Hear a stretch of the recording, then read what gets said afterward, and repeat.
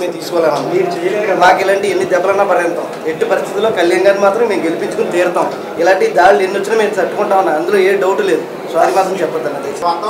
మీకోసం పొద్దున పూజ చేయించి తొందరగా గెలవచ్చు. మీరు ఏవైతే చెప్పారో మేము అన్ని మనసులో పెట్టుకుంటాం. అవన్నీ మన గెలుపుతో మనం ఆన్సర్ చెప్పాలి. తప్పదు. చాలా ఆనందం. ప్లీజ్ వెళ్ళాలి. ఇక బాధ్యత అండి, బాధ్యత కోసం వచ్చాను. బాధ్యత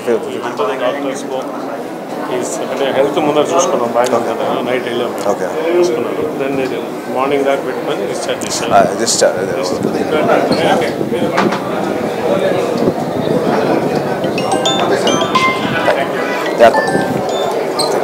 ఓకే మెగా మేనల్లుడు సాగరంగా మాట్లాడాలని కోరుతున్నాను.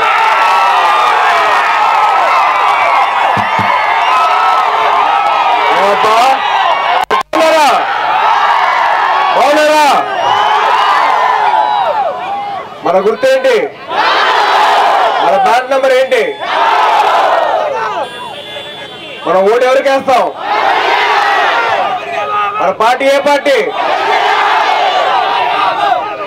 మీ అందరితో ఇలా చెప్పించుకుంటే నాకు చాలా ఆనందంగా ఉంది.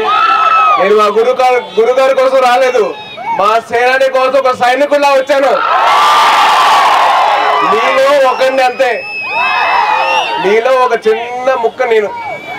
మీరు ఎలాగైతే మీరు కార్యకర్తలాగా, మీరు ఓటర్ లాగా మీరు మీరు చేస్తున్నారో ఆయనకి నేను ఒక సైనికుడిలాగా ముందుకు వచ్చాను. మా సేనాని గెలిపించే బాధ్యత ఎవరిది? మీది. మీరు నొక్కే నొక్కుడికి ఈవీఎం బద్దలైపోవాలా, ఫ్యాన్ ఆగిపోవాలా? Thank you so much.